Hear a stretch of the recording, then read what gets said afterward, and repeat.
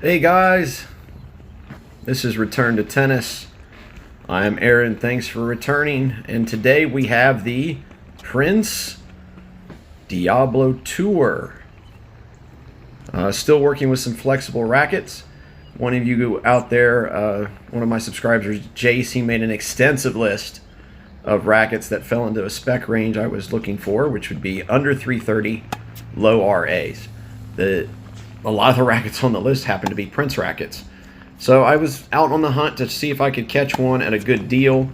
I managed to score this Diablo Tour. It's near mint condition, actually. It has very little damage on the head guard and nothing on the paint. So it's a pretty good deal for me. I got it for like 70 bucks. It is strung with Babolat Hurricane. It is 27¼ inches in length, which is a bit different for me. I've only hit one other extended frame, and that would be the Diadem Nova. I didn't like that. We're going to talk about the length here more in a moment, but let's talk about how it feels. I really like this racket on two-handed backhands, actually. I felt like I could really hit through the ball well two-handed with this. It's a 100 square inch head. That little bit of extra length was nice on two-handed backhands. It let me really feel like I could try to drive shots across. If I could actually hit one over the net. One-handed backhands, on the other hand, are a completely different story. I felt like I couldn't drive these. I felt sometimes crowded. It is a little bit an extra length, so I wasn't quite used to the distancing with the racket. Sometimes I would overcompensate and I would catch one like that off the end of the racket. And anytime that I caught one off the upper hoop like that, I felt a twinge in my elbow, because that little bit of extra length turns into a little bit of extra leverage at the far end of the racket if you hit too high in the hoop. Forehands, I've been hitting this racket, there we go. I've been hitting this racket on the machine for a couple weeks on and off. Forehands, once I get them kind of dialed in, feel pretty good. It does take me a minute. The length, again, it's just a 1/4 inch, but you'd be surprised how much difference a 1/4 inch would make.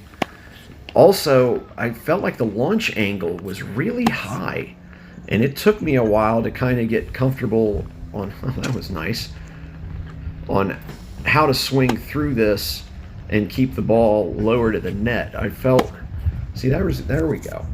I just felt like, initially when I first started hitting, I was spraying a lot of balls deep into the back court. It does spin the ball pretty well as a frame, but it does have a, like that, that's what I'm talking about, a much higher launch angle, and I had to really pay attention to how I came through the ball to make sure that it would drop down like that one there and be lower to the net as it cleared. Not a bad feeling racket, honestly. Oh, I was good. Again, the length throws me off some. Sometimes I feel a little crowded on these shots. I don't think extended frames are for me. I think I'm gonna have to just stick with 27-inch length rackets. It's just, even the slightest little change kind of feels like it throws me off. And again, like if I caught at the very end of the hoop because I was trying to adjust for the length, I would feel a bit more pull on my arm, because it's, you know, it's a longer racket, it's a little bit more leverage if you catch it off. Which brings me to the overall feel of the racket. It sounds and feels, I don't know how to describe it, I guess just tinny. And I've had that experience with the 2013 Pro Tour 100 Prince racket.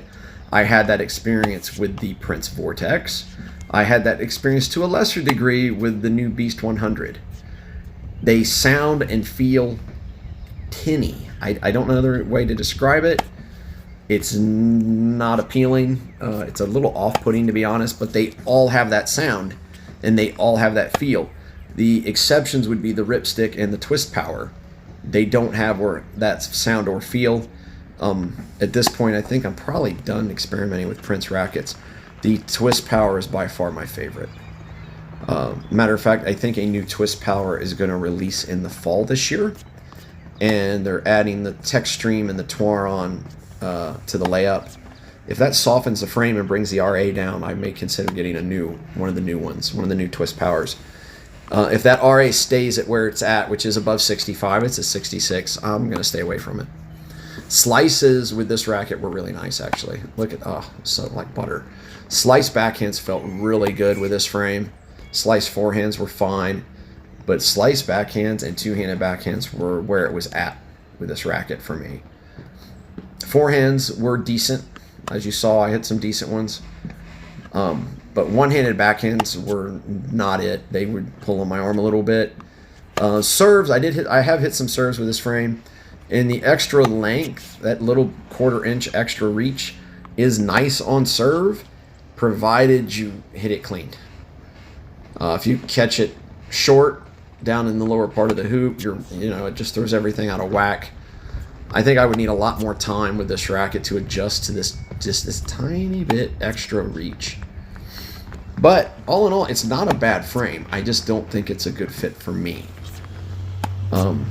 Backhand side feels good. Forehands, for the most part, aren't bad. But just the way it sounds and feels coming through the ball with that tinny kind of noise that it has, and how much extra kind of torque it puts on my elbow if I miscatch a ball at the top of the hoop, I think I'm better off with a 27-inch racket. So that's the Diablo, guys. Again, not a bad frame. If you're a shorter guy like I am, you may want to give it a swing, see if that extra reach is for you.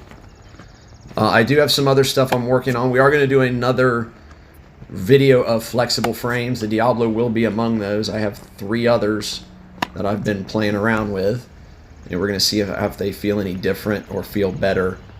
One of them, actually, I've been playing in UTR matches, and I've won 3 out of my last 4 playing it, but we haven't done it as part of our flexible series, so it'll be on our next video.